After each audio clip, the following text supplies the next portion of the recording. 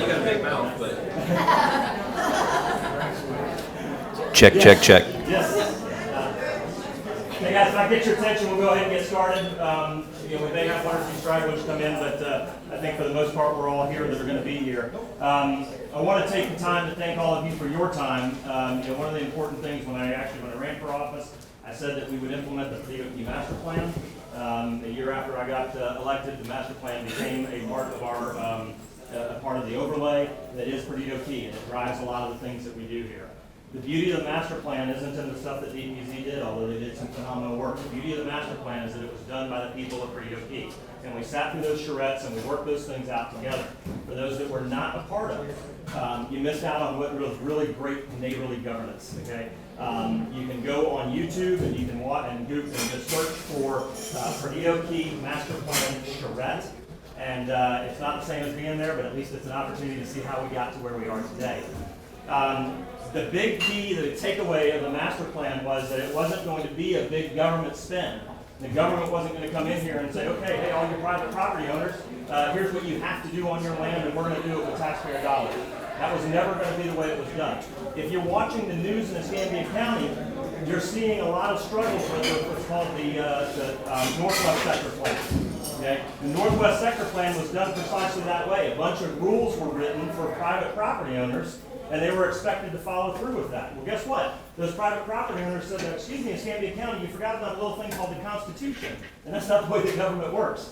So we're having a lot of struggles up there in North County as those property owners realize that the government has created some very strong constraints on their property. We didn't do that with the Perdido Key Master Plan. What we did was we set in motion kind of an overlay for Perdido Keys to tell the developers, hey, if you're working on Perdido Key and the work that you're doing fits within these parameters, you're going to have a fairly easy path.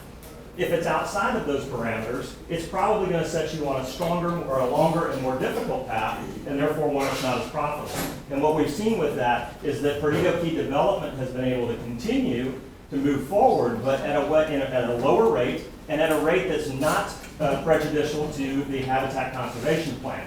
Habitat Conservation Plan, federally implemented plan that is often referred to as the beach mouse plan, but it's a lot more than that. The beach mouse is just one of the species that are protected by the HCP. But the HCP ultimately is what really kind of guides, is it really kind of the thou shalt nots of Perdido Key. The Perdido Key Master Plan takes that concept and flips the paradigm instead of thou shalt nots by saying, hey, this is what you can get, this is what you can do. And this is what fits in with our lifestyle and with the environment here. So a couple of folks that I want to recognize, believe me, I didn't ask you to come out here so you could listen to me talk.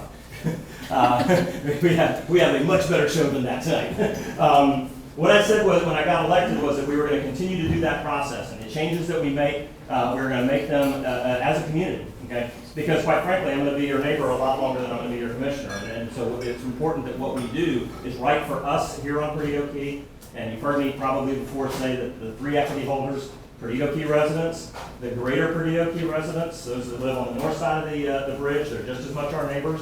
And this island is just as important to their quality of life as those of us who actually live on the island. And then the third set of equity holders is all of Escambia County, because what we do here affects their access, their very limited access to the beach. So I really appreciate, again, everybody coming out. Christy Yanchis here from U.S. Fish and Wildlife. Christy, for those that don't know, I often refer to Tim Day as being, the great soothsayer of all things related to the HCP. But when Tim doesn't have the answer to the question, it's Christy that he calls. So Christy, thank you very much for showing up and being with us tonight. Charles Krupnick from the PKA. The PKA, I often refer to it as the guardians of our way of life and our wildlife on this island. If not for the PKA, we would not be breaking ground on a bike path that's going in the entire length of Perdido Key Drive. The shovel goes in the ground on that this fall. Okay? That happened because the PKA drove it. Okay? The Perdido Key Master Plan probably would not exist if the PKA had not driven it. So if you're not a member of the PKA, that's my stump. Join the PKA. If you are a member of the PKA, or if you're a property owner on the island and you have not received your PKA survey yet, what you need to know about the PKA survey is it sits in the top drawer of my desk, and decision-making about Perdido Key is always, I don't always do exactly what it says in there, but I never make a decision as your elected representative about Perdido Key without referencing the Perdido Key Association survey. So please make sure that you fill those out. If you haven't gotten one, hit Charles up. So, you're welcome, Charles. All right, Welcome to my world. Welcome to my world. Well, nobody just points to me. Yeah, one of the rare occasions I didn't get to say, look at Jonathan, don't take care of it. So again, thank you very much to the golf club for opening your doors to us. It's still soon after coronavirus, so the normal places that we do these things were not available yet. So thank you very much, and I realize that for some of you, you're taking on a level of risk here, and I think that says a lot about how committed you are to this island. So what we've done tonight and what we're going to try to accomplish is really just talk about the Johnson Beach Road, Perdido Key Drive intersection. I've gotten a lot of phone calls over the years about issues. I mean, we all felt the pain and the shame when those military members got hit just down this way at that intersection. We know that people drive through there fairly fast. So the way that we should always look at everything in government is, here are a couple of options. What are the options that are realistic? I don't want to have discussions about unrealistic options because who has time for that? But one option is always the no-build option. Okay, so we're going to have Christine Fanchi, who is our latest. I mean, she is one of the best. Guys, if you're not paying attention to what's going on downtown, we are hiring some of the most amazing staff members of the county. People that have operated at very high levels, throughout the country. People who come with new ideas, that we just really have not seen before in San Diego County. And Christine is one of those people. So she is our new traffic guru. She has a long track record of working traffic issues in relationship to humankind. Okay? Managing traffic and managing the way our infrastructure works, not just so that it's right for cars, but so that it's right for cars, people, bicycles, and everything. So I hope I haven't misstated it all. I was very impressed with her resume and very impressed with Janice. So if you're the praying type, by the way, put Janice on your prayer list every night. She is doing great things to change the way this county does business, all for the better. And the biggest thing that she's doing is bringing in people like Christine, people of high caliber. So what we've done is the staff has gone and looked. The money exists. I have set aside the money for both the traffic circle and a roundabout through a discretionary local option sales tax. Okay, so that money, neither one of these ideas is purely aspirational. Okay, we are going to do something to improve that intersection, and the money is set aside. Okay, everything in politics, always ask the politician, where's the money coming from? Because promises are real easy to make, but they're really hard to pay for. So this money is already set aside, but what I need from you now is an open discussion. Work with the staff members and talk to them. Let me make sure that we're not missing something, and at the end of the day, I want to have a better understanding of what you, the citizens, think about this problem and what your thoughts are on the solutions. So, let's see, I don't see any other, I know that Mike Hill was planning on joining us briefly, but doesn't appear to have made it. Any other elected officials in the audience? Nobody hiding out? Okay, very good.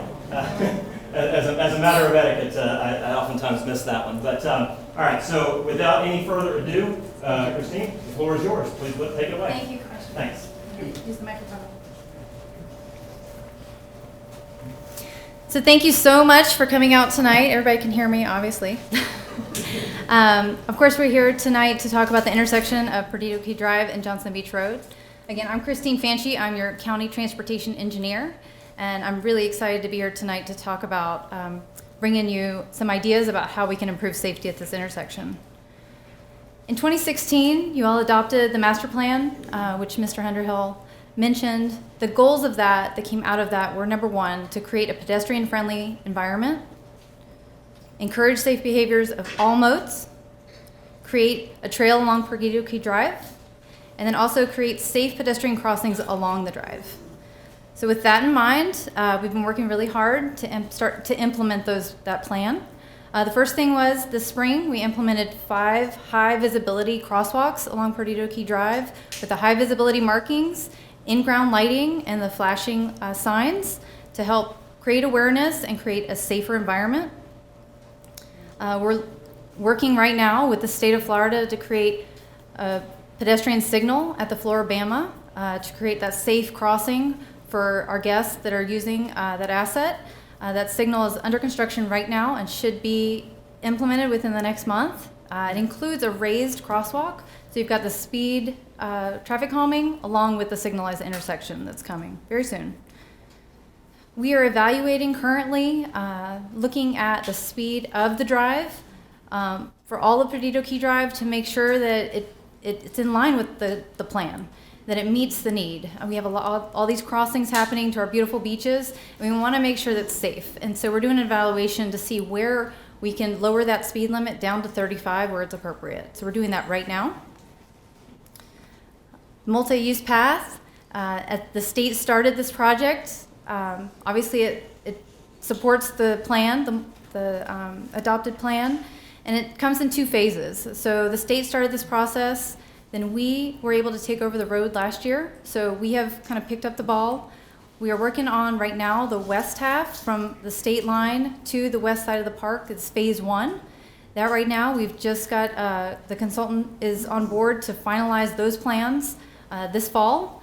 Then we are awaiting a state grant to fund the construction, which we should have this fall so we can have construction starting early next year. The east side of that trail from the state park to Gongora is the second phase that needs a little bit more design to finish and some permitting. And so that one is going to take a little bit more design. It'll probably be finished next summer. And then we have a Restore grant lined up to help fund the construction of that trail. So that'll start probably about a year after to have the whole trail completed, hopefully by the end of '22. So this basically brings the trail along to the curve, and that brings us to the intersection that we're talking about tonight. So the question tonight is, how do we bring those 2 multi-use paths together in a safe manner at this intersection? We have the existing multi-use path along Johnson Beach, bringing people from and to our beautiful state park there. And how do we connect them to the assets and resources that we have in the rest of the key safely? So tonight specifically, we're talking about the intersection. Of course, you all know the location. It's within that beautiful curve in Perdido Key, right in the heart. This is obviously part of the master plan. It was supposed to be kind of a commercial hub within the master plan. So how do we create an opportunity to not only create safe movement of all people, but maybe some economic development in line with the plan? And so looking at that, the existing conditions right now, you probably all know, but we've got 1 lane of travel on Perdido Key Drive. We've got 1 lane of travel each way on Johnson Beach. You've got a left turn pocket coming southbound onto Johnson Beach existing. The existing stop control on Johnson Beach with the free flow on Perdido Key Drive. Right now, there's no sidewalks at the intersection at all, and we have on-street bike lanes on Perdido Key Drive only. With that, we have that horizontal, super elevated curve as you go, so you can go very quickly along the curve. So it creates an interesting existing condition that we are dealing with. Last fall, we did a speed study out there as we're starting to evaluate if we can lower speeds. And we took some data between the bridge and Johnson Beach. And I know this is a lot of data, but I'll just highlight that the average speed that was found was 47 miles an hour on average, and 52 miles an hour was the 85th percentile speed. So we've got the data that proves that people are feeling very comfortable going very quickly on Perdido Key Drive. I also pulled the crash data. The Commissioner mentioned the fatalities that have happened out here, unfortunately. But at this intersection, we get these kind of dot maps from the state. And over the last just pulled the last 5 years, we've had 25 crashes, including 42 vehicles and 1 pedestrian. Most of them are rear ends. Half of them were in the day, half of them were at night, so in dark conditions. Only 2 were credited to weather-related incidents, and only 2 were related to alcohol. Unfortunately, on September 16th of 2016, at 10:40 p.m., there was a rollover fatality crash that happened, and obviously there was a death there. So we are charged, as your county representatives, to do something about that and reduce that opportunity for something terrible to happen.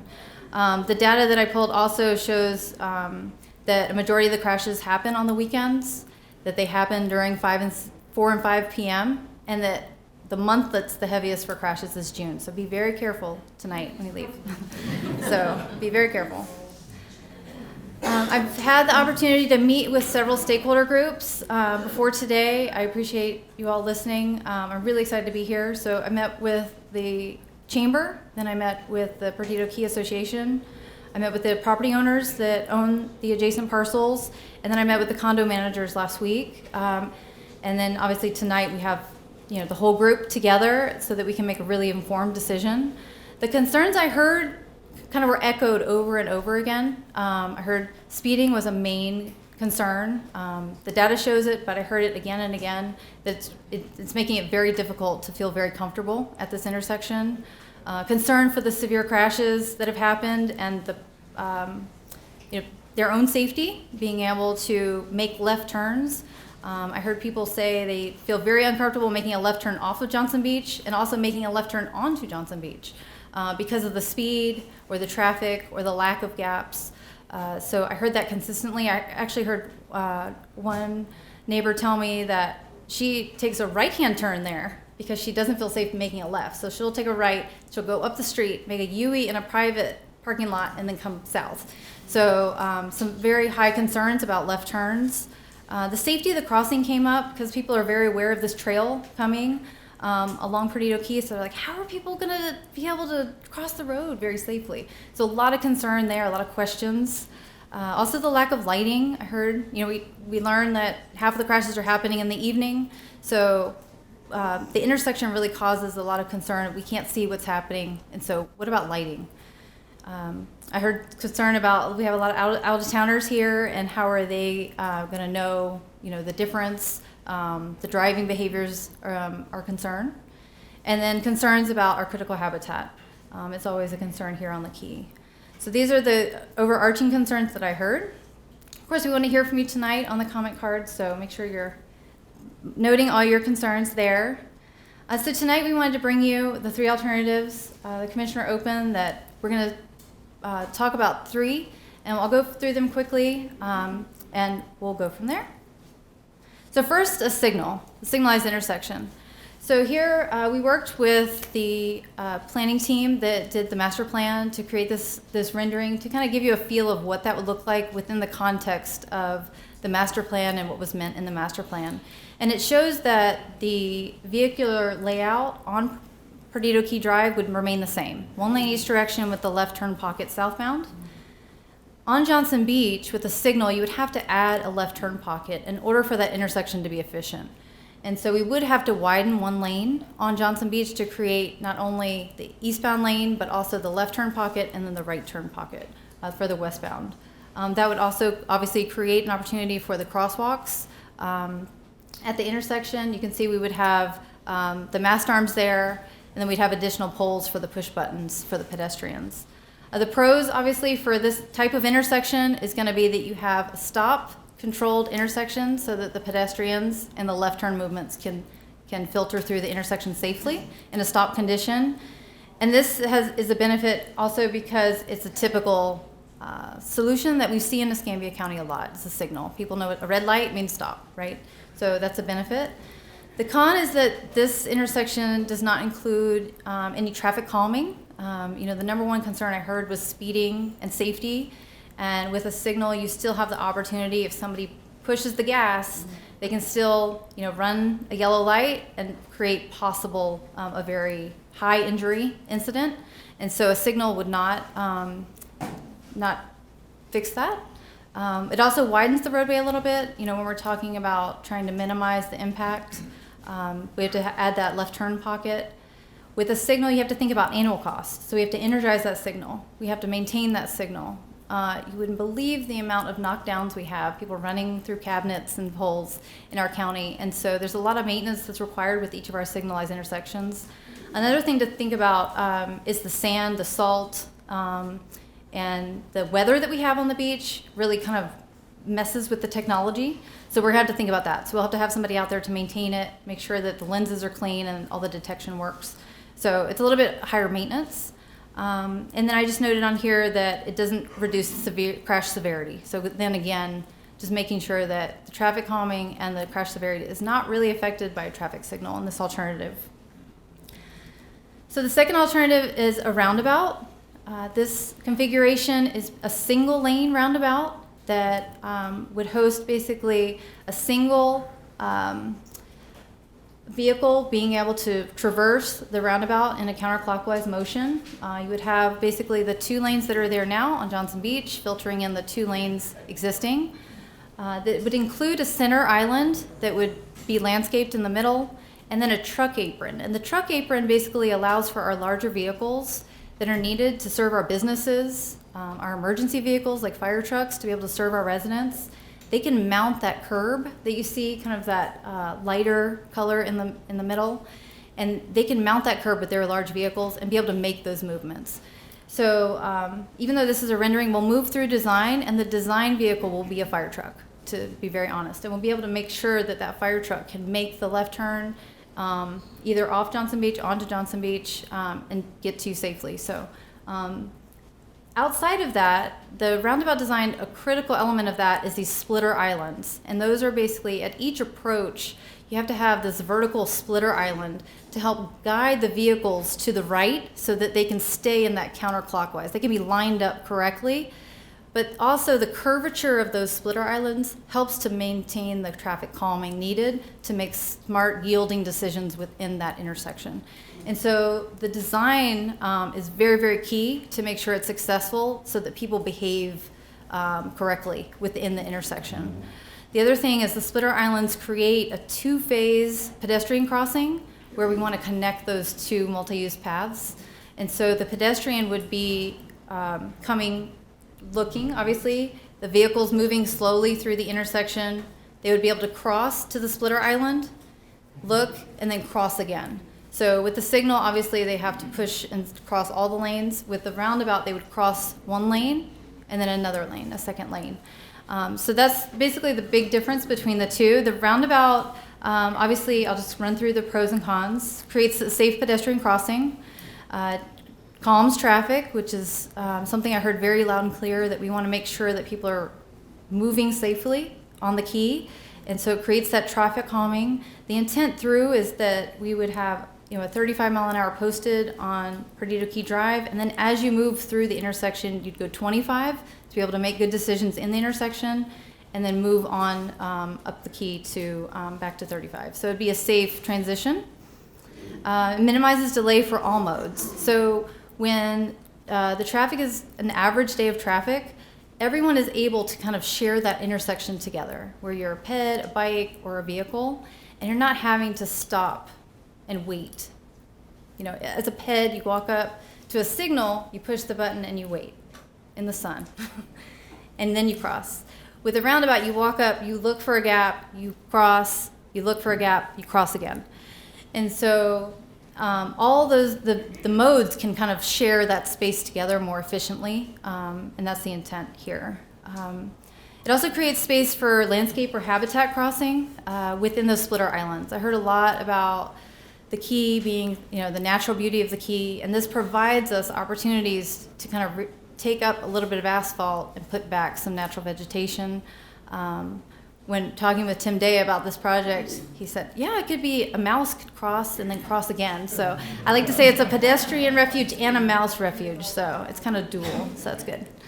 The elimination of severe injury crashes. Roundabouts nationally are known for eliminating 90% of injury crashes when they're put in, because the types of crashes that happen when you're in there are side swipes, because somebody doesn't yield or somebody jumps in front of somebody, but then the cars, the mirrors hit or they bump each other, and there's only property damage. There's no human injury. And so the benefit is there might be a little bit of an uptick in these fender benders as we get used to it, but nobody is getting hurt. And the goal is really to create safety for all of us. No widening of Johnson Beach, I mentioned that. We'd be able to use the typical section that's there now, the asphalt that's there now. The annual cost would be limited because there's no ongoing energy cost for a signal or the maintenance if there's knockdowns or things like that. Of course, we'll have some, with the landscaping that we put in, we have to maintain that, but it'll be lower. It'll be lower cost. And then the opportunities for a gateway feature, I added that pro after I met with the chamber. They were saying, this would really create an opportunity for people to kind of slow down and kind of see what's out here. People tend to speed through the key or travel through the key. And so that roundabout provides kind of a centerpiece. So it's an opportunity. The cons, I mentioned, the fender benders may increase as we get used to traveling, but they would be low injury, or no injury, excuse me. And then I heard a lot of concerns about driver education, driver awareness. And I understand that Escambia County doesn't have a roundabout at this time, but I wanted to make sure that we were presented with this opportunity. As a single lane roundabout, they're the easiest to navigate because there's only one lane. You have to pick a lane within. But I wanted to make sure that we were educated. So I pulled some information from Federal Highway Administration. Just these are the types of things that that's out there that we could use as tools to educate our neighbors and our residents and our guests. So just the safety is reduced. This kind of echoes what we went through. The traffic flow is increased because everybody's kind of moving. Nobody's really stopping. You keep moving through the intersection. Reduction in pollution because you're not idling, so there's a reduction there. A traffic calming benefit, of course, because you have to maneuver through the geometry, moving left to right as you move around the roundabout.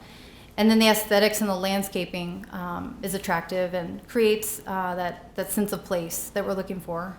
But this is just an example of we could use tools like this to make sure that we are using, working with the association to educate, working using our social media tools and our neighbors to make sure that we are educating people on these are all the benefits of putting in a roundabout, and this is how you navigate, who has the right of way, all those good things. So I wanted to commit to, if we go this way, that we will use all our tools to be able to educate.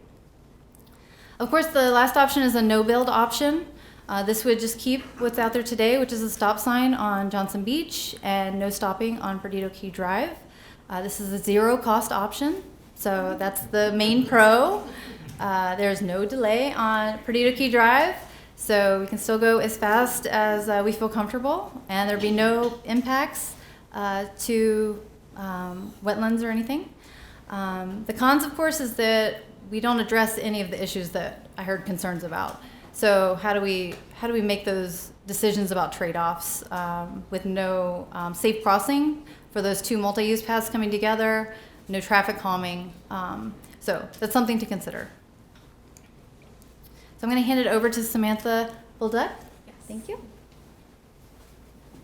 Hello, everyone. As Christine said, my name is Samantha. I work under Tim Day, and I handle a lot of our permitting under the Habitat Conservation Plan and here on the Key.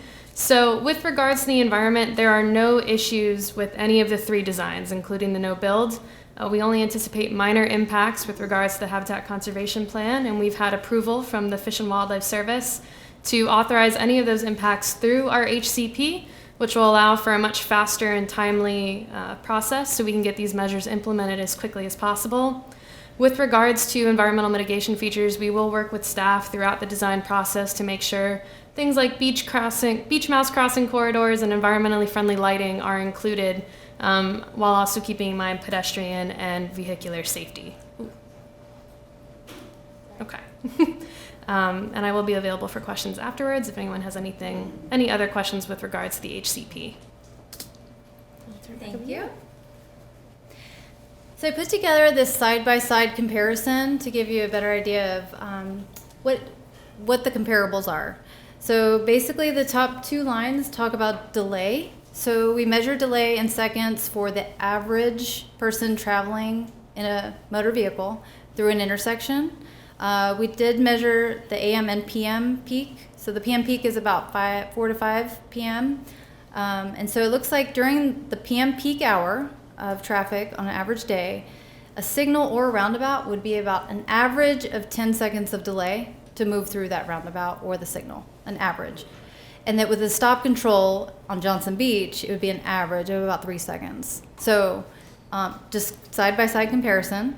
So jumping down to construction costs, and signal is about $300,000. We haven't designed anything yet, but this is like a high-level cost estimate, where roundabout's a little bit more involved, and so it's $500. And of course, the no build is a zero cost. Annual maintenance, as I mentioned, is going to be a little bit higher on a signal, about $5,000 a year, where the roundabout is less because of there's no energy costs, but we do have some landscaping costs. So I wanted to be honest that there will be a little bit of upkeep there. Environmental impact, as Samantha mentioned, is going to be very low with any option. We already have, we only have to widen a touch for a lane with a signalized option, and then we have to widen just a touch for the circular pavement for the roundabout option. So it'll be very minimal in all three. Safety for vehicles, as I mentioned, is not going to be as great with the signal as with the roundabout because of the speeds and the angle crashes that are possible at a signal. You're going to reduce all that by putting in that curvature and that vertical elements to make people slow down. So the highest safety improvement would be the roundabout. The safety for pedestrians is about the same for signal and roundabout. As I mentioned, you get a walk symbol, you push a button, you get a walk symbol for a signal, whereas with the roundabout, you have slow moving vehicles cross and cross again. So those are about the same. The no build, of course, is not safe to cross. So that would not perform well for pedestrians. And then traffic calming, we don't get any traffic calming with the signal or the no build, but we do with the roundabout. So that's kind of my side-by-side comparison. Where do we go from here? So tonight, obviously, we're gathering a lot of information to be able to make an informed decision. From there, we'll go to back to an engineering firm and make sure we negotiate the design that's selected. And then we'll bring that to the board to award as soon as we can. And then we'll go into the engineering design phase. Engineering design phase is about 6 to 9 months. And then we'll go into the construction phase. As the commissioner said, he has identified funding, so I'm really excited that we have that identified so that we can move through the process seamlessly. So tonight, from here, we ask that each of you received a comment card, you received a green sticker, and we're gonna dismiss, and we're gonna we have 3 boards set up around the room, and we have a lot of staff around the room that are going to meet you at the boards and be able to take your questions one-on-one. So you can ask your questions and get your answers. Then we want to make sure you get your comments, and we're going to drop off the comment cards at the table that you came in and signed in on. And then your green dot that you have is your vote for your preferred alternative. And we want that to go on this board up front that says, please vote. We want to make sure all the votes are on this board, if you don't mind. And we want you to put your sticker on the preferred alternative before you leave. And I wanted to leave you with our information. I'm going to leave this up here for a minute. If you want to, you're welcome to contact me. My email, my phone are there. But with that, I'm going to dismiss everyone. We're going to do one-on-ones with staff around the room. And thank you so much for being here. I appreciate it. Thank you.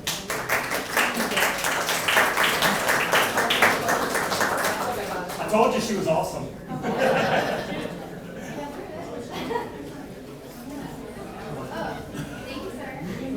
Oh my gosh.